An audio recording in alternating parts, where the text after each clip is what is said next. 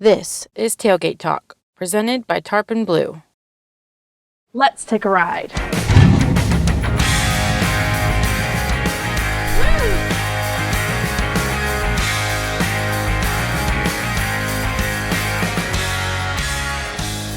In this series, we're going to show you everything Texas and its surrounding southern states has to offer, right here from our very own tailgate. We'll take you from life on the farm and the ranch to the big city lights. This is Tailgate Talk. Come along for the ride.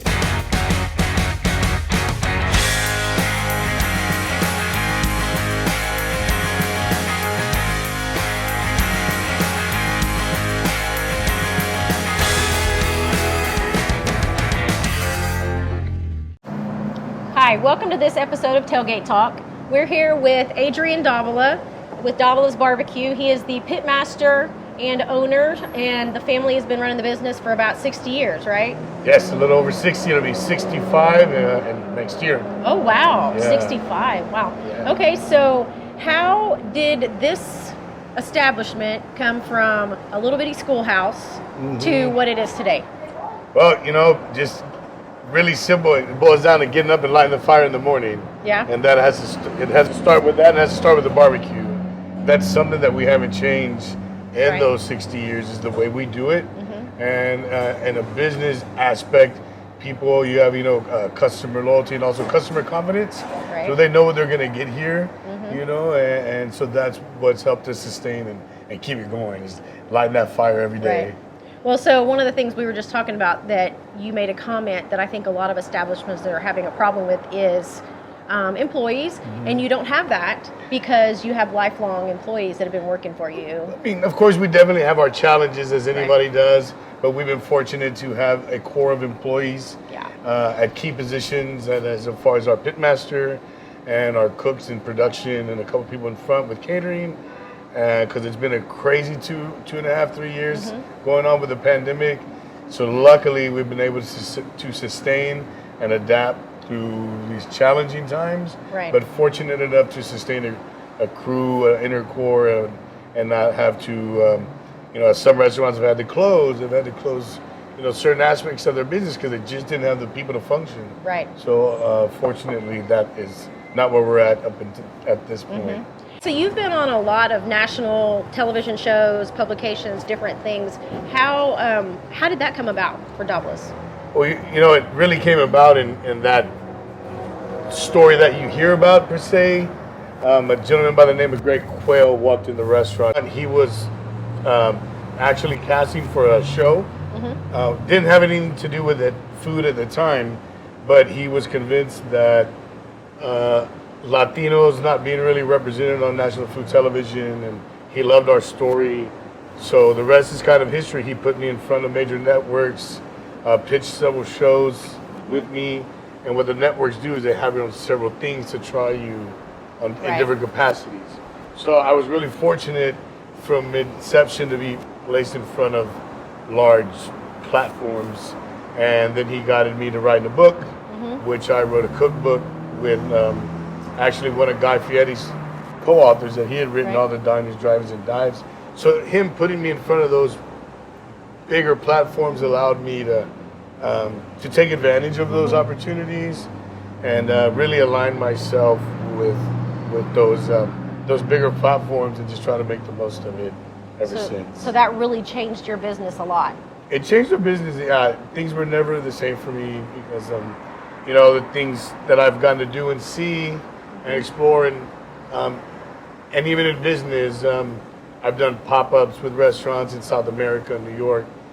And when I mention that is really to shed light on, this coming from a little small kitchen in Seguin, a barbecue kitchen, then you're in New York City cooking in a very organized professional kitchen was just like, wow. Like what? And so adapting to that and really seeing how business was conducted in those things was really something that I was able to see and be exposed to. So definitely changed a lot of things for us. So how have you kept, by changing this, how have you kept your family traditional recipes and still added things to your menu here at the restaurant and, everything that you're doing? For sure. So, everything's steeped in our tradition and what we've known for, the way we smoke things, as I mentioned, with fire. And a lot of our sides are still the recipes that my grandmother and grandfather used. That's cool. And when I wrote the book, the cookbook, there was not, any of those recipes weren't really written down. Yeah. They were mass produced. So steeping myself in those foods, but yet knowing where social media takes you, it's all about the photography and the pretty photos now. Yeah, so for sure. Instagram really changes that, and Twitter. So some of our dishes are adapted to that, naturally so. And there's some of our staples, but we have fun with the basis of our foods and really stay true to who we are, Right. and not get too quirky with it per se. Yeah. But some of those things have really been a hit, like our brisket grilled cheese, our barbecue Frito pie. Those are also some of the things that have gained national attention. So, we're excited So about this. I really don't understand or know how you have the time to do all of this now with the food truck and the restaurant and Karen. I mean, how do you keep up with it all? And I married a cattle rancher, so we we have 35 mama cows out at where my wife Sarah grew up at, and trying to handle that because it's just her and I. We don't have any children, or she doesn't have any siblings, so juggling those things, and it's pretty intense most of the time. But I definitely wouldn't want it any other way. I'm thankful for having what we have to do, and I like to stay busy. Well, tell us a little bit about the barbecue magazine or the barbecue cookbook that you have written. Yeah, so the cookbook was really inspired by our, of course, everybody's like, let's write a book. Yeah. Let's write a barbecue cookbook. But I really had to nail down what that was, and it ended up being a lot of our story, why we cook what we cook. And I found barbecue to be beyond, at our table in South Texas, it was beyond just brisket and ribs and the traditional Southern barbecue. We have a barbacoa that we cooked in the ground, and I discovered through my heritage and my family being from Spain originally how a lot of those things melded here and ended up like being on our table 400 years later, when they had this like underlying story all the whole time. It kind of went along with my family's history. So, writing the book was a journey. Right. It was a very hard thing to do professionally because I'm not a good classroom student. I think you can remember that, Darla. But the one thing I can say, I didn't know this at the time, is I was the first Mexican-American with a Texas barbecue nationally publicized cookbook. And I think that jumps out to you because you can imagine, whether it's Caucasian or Anglo or Mexican-American, there's all kind of barbecue cooks in the state of Texas. Absolutely. And for They're me all to be the different. first with a published cookbook is, it's pretty humbling, Right. but exciting. And so that's one of those things that I was probably the most proudest achievement in my professional career is that cookbook. Well, I'm sure it means a lot, especially since it came from your family heritage. Absolutely. So that being said, you're probably not planning on doing more of those. Oh yeah, I'm already planning another cookbook. Okay, I figured you would be. Yeah, my wife doesn't want us to, because she definitely was a big instrumental part of that. She has a associate's degree in English, so she definitely got put to the test. She likes doing that part of it. Yeah, That's good. but it was a lot of hard work. It was very time consuming. It was challenging, but yeah, definitely putting that one together. But it takes 2 to 3 years to get it from start to finish to where it's actually published. Yeah. It's a very long, arduous process. Right. So can you tell us what Davila's has in store for the future? Like, what are we looking at? Yeah, so I just filmed the show for Hulu. It's called Best in Dough. Oh, wow. So it was actually a pizza competition show, and I was in the Pitmasters episode. That should be coming out here soon, and you'll be able to stream that.